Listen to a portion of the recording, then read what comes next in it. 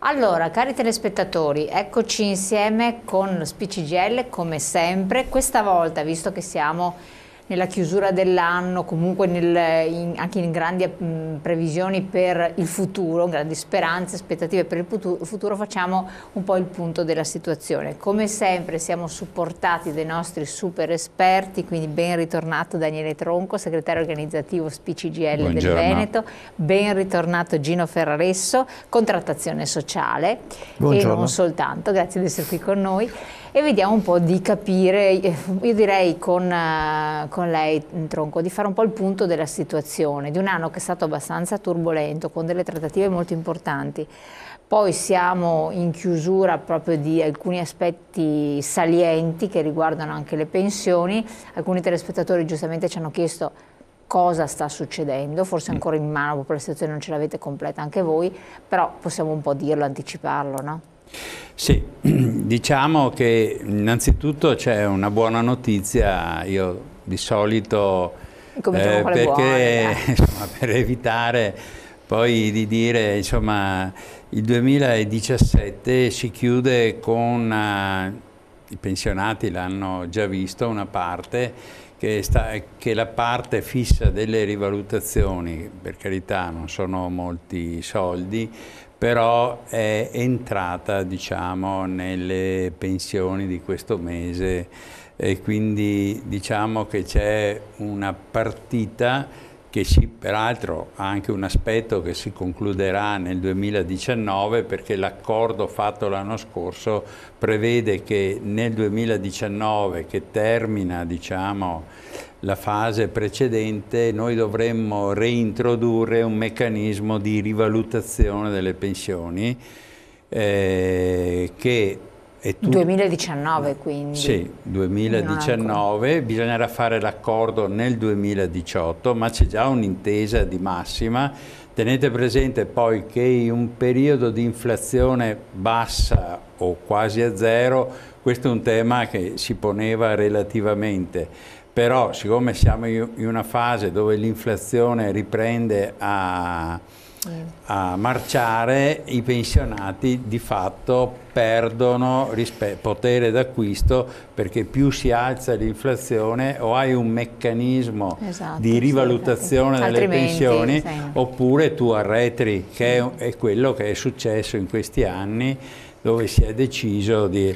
Ovviamente poi si tratterà di calibrare quanto grande sarà questa rivalutazione, però diciamo questo è un risultato che abbiamo ottenuto nella trattativa che si è conclusa oramai già da un anno, perché, e quindi diciamo questi sono... Poi un'altra buona notizia è che un po' il governo ha fatto marcia indietro su un aspetto che stava in questa legge di stabilità, che in queste ore è l'approvazione delle Camere. Il governo aveva previsto uno slittamento del pagamento delle pensioni, in termine tecnico il primo giorno bancabile, cioè quando arrivano i soldi in banca, insomma, in buona sostanza. E si passava dal primo del mese al 4/5, in alcuni casi anche al sesto giorno. Questa che sembra una cosa di poco conto, però per molti pensionati che non arrivano a fine mese perché hanno pensioni molto basse, ricordo sempre che l'80% dei pensionati ha un trattamento sotto i 1.000 euro e quindi siamo in presenza di pensionati dove una parte consistente si prende sotto i 750 euro, quindi siamo in presenza di pensionati che fanno fatica ad arrivare a fine del mese. Già questo scostamento che il governo ipotizzava per avere un risparmio dal punto di vista delle risorse finanziarie che liberava, in realtà è stato con un provvedimento, con un ordine del giorno che è stato poi accolto in commissione, è stato riportato al primo del mese. C'è anche tutto il tema magari dei mutui, di chi ha delle uscite fisse il primo del mese, che con questo spostamento si trovava scoperto in banca E questo è un altro piccolo risultato, diciamo, di questa azione. Ovviamente siamo molto scontenti perché altri aspetti che erano stati introdotti, ordini del giorno, provvedimenti che si era lavorato con la Commissione Lavoro, che si doveva introdurre, dalle ultime notizie che abbiamo assunto proprio in queste ore, sembra che il governo li stia respingendo, e quindi, diciamo, adesso per dire, c'era un tema che riguardava i lavoratori che sono coinvolti nei processi di mobilità, quindi sull'app social. Sì, esatto, c'erano tutte delle ipotesi. Ricordo che in Veneto stiamo sull'ordine del 30-40% delle domande presentate accolte per l'app social. Ricordo che l'app social riguarda la tipologia di lavoratori che hanno perso il lavoro, sono in attesa di andare in pensione, sono in età del quale, insomma, è impossibile trovare un altro lavoro, e quindi rimangono senza tutele, senza salario, finiscono gli ammortizzatori sociali che oramai sono tutti a termine e non riescono ad andare in pensione. L'app social interveniva, ma con vari artifici, eccetera, è stata limitata molto la partecipazione. Lì c'era tutto un ragionamento per allargare questa fascia, per poter allargare questo 40% e farlo diventare di più consistente come numero. Ecco, quindi abbiamo una chiusura d'anno che ha dei chiaroscuri e degli aspetti positivi, degli aspetti negativi, che ovviamente nelle prossime settimane vedremo, anche per commentare realisticamente. Tenete presente poi che il quadro politico, ormai siamo prossimi alle elezioni. Infatti quanto va a condizionare questo, cioè quello che è in essere? Va a condizionare molto, perché poi comunque si entra in una fase di una gestione ordinaria, e quindi si riducono molto le possibilità, diciamo, di intervento, quindi i governi rimangono in carica per l'ordinaria amministrazione, quindi si riduce, insomma, diciamo, la capacità di intervento.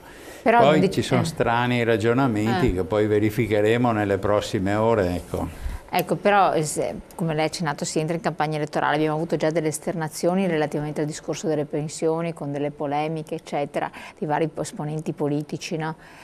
Quindi è anche il momento delle richieste, di potersi fare avanti e poter anche ascoltare cosa viene offerto, e poi magari tenere a bada perché questo venga anche in qualche modo mantenuto, perché poi sta anche a voi, se una cosa viene detta, fatta, promessa e vista bene, lottare perché questa venga realizzata. C'è qualche cosa in particolar modo che vi può interessare? Il tetto alle pensioni, anziché, c'è stata già un'apertura per l'estensione delle categorie, però c'erano altre situazioni interessanti, no? Si parlava anche di rivedere la legge Fornero in qualche modo. No, diciamo che lì è la risposta più negativa che abbiamo avuto, cioè nel senso che noi puntavamo con questo governo a un'eliminazione delle parti più odiose di quel meccanismo lì, soprattutto quel meccanismo che fa sì che automaticamente ci sia un innalzamento dell'età pensionabile, e lì la questione, se non la si dovesse risolvere anche in futuro, ci porrebbe una condizione molto complicata, perché lì i 70 anni, adesso 67 anni, ma lì l'attesa, se è solo quello il punto, cioè, avremo una situazione, e lì non è stata accolta la nostra richiesta, almeno di bloccare il meccanismo transitoriamente, in modo da fare una verifica per introdurre dei correttivi, se non altro a quelle tipologie lavorative dove è praticamente impossibile prevedere un lavoratore che lavora in alcuni settori. È stata allargata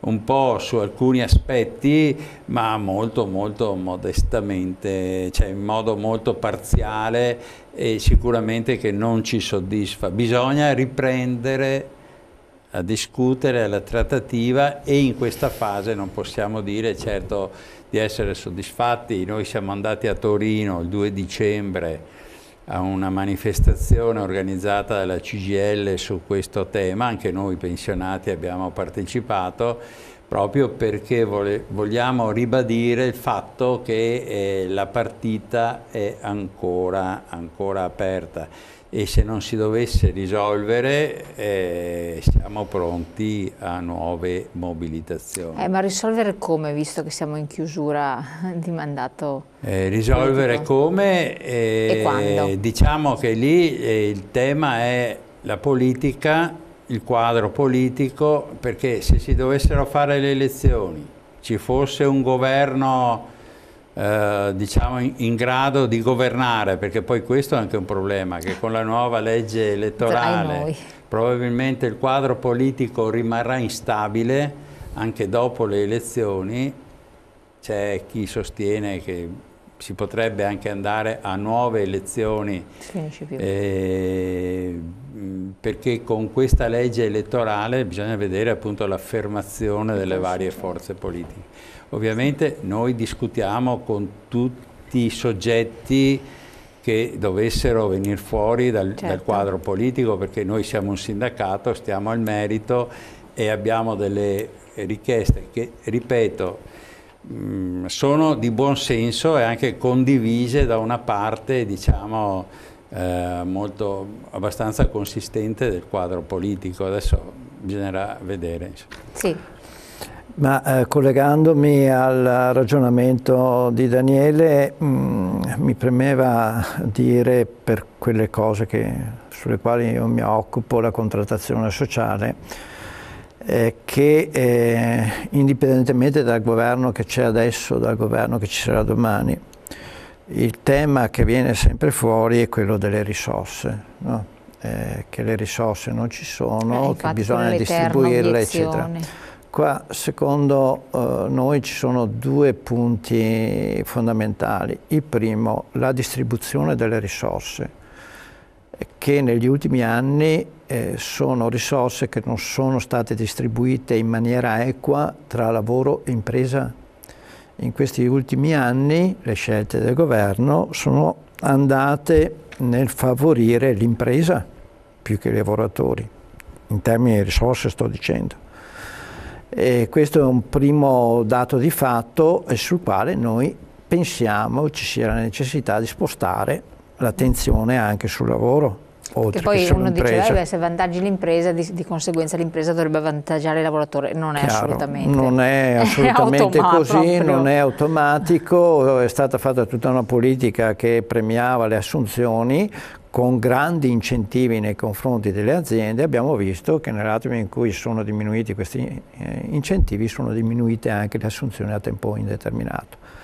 E questo è un primo dato. Il secondo dato è un dato, anche questo di fatto, che conosciamo, che è quello che le risorse bisogna andarle a prendere, e laddove si può andarle a prendere, si dovrebbe andarle a prendere.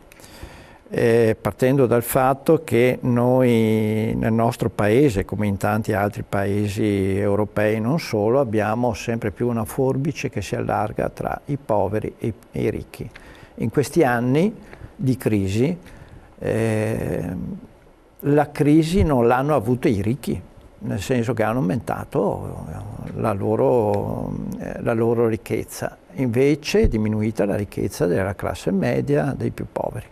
Su questo è sempre più urgente intervenire rispetto al tema dell'evasione fiscale. Lo so che è un tema che ormai magari alle persone va fuori, insomma, però è un tema sul quale si dovrebbe fare di più.